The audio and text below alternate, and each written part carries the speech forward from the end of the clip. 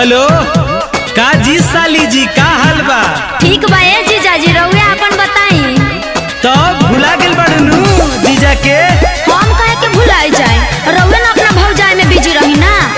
अरे भौजी हमार धन हई क्यों भैया के धन हई? अरे छोटा की सुन रे, अब दिन भरी हो चिल्लाते रहेली, लीर और भौजी बुलावे लगली, रुक जाई थोड़ा देर। दीदिया बोला बतिया बैठ कीजिए, आते हैं तो बात भर पेट कीजिए, समझ रहे ना जीजू? ए दीदिया बोला बतिया बैठ कीजिए, आते हैं तो बात भर पेट कीजिए। ए बाबू तनी धर ता फोनवा आवतानी। चाचा गोल लगताई। आदित्य रे। हाँ चाचा। तोर मौसी खिसियाइल बिया का बेटा? ना चाचा मम्मी नु बोलावतिया। खिसियाइल बाड़ी का बोलली झौसी के रे, खिसियाइल बाड़ी का बोलली झौसी के रे। बेटा का हाल बा तोरा मौसी के रे, बेटा का हाल बा तोरा मौसी के रे।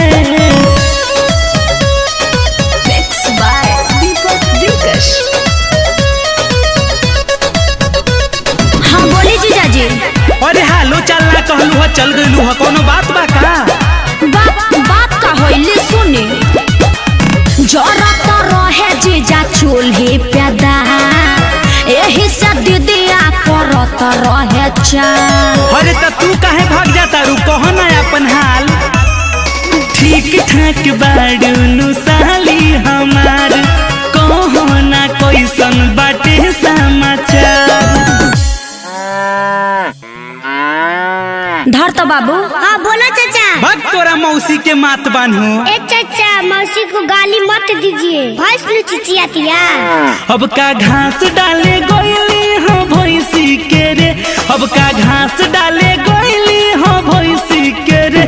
बेटा का हाल बा तोरा मौसी के रे, बेटा का हाल बा तोरा मौसी के रे।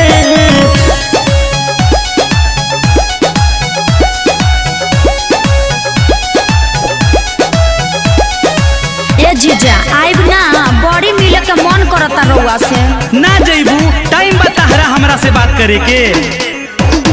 कोई बेरी कही रउआ तोर देनी मन, निमन न कोइनी जीजा अजय बच्चन। अरे ई कुल कह के मन मत गबड़ावा, आ जाई काहे ही बेरा।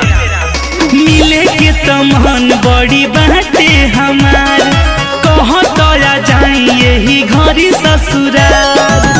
तनी धर तो बाबू। ना हम ना दरमा पर खिसियाता। धर। हाँ बोला चाचा। फिर का चल गईली कही रे? ए भाई चाचा ए जे मोनू बांध ले ले कही दे अंगौछी के रे, मोनू बांध ले ले कही दे अंगौछी के रे।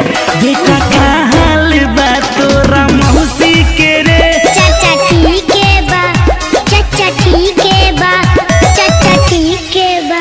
हतरुक आवतानी हम।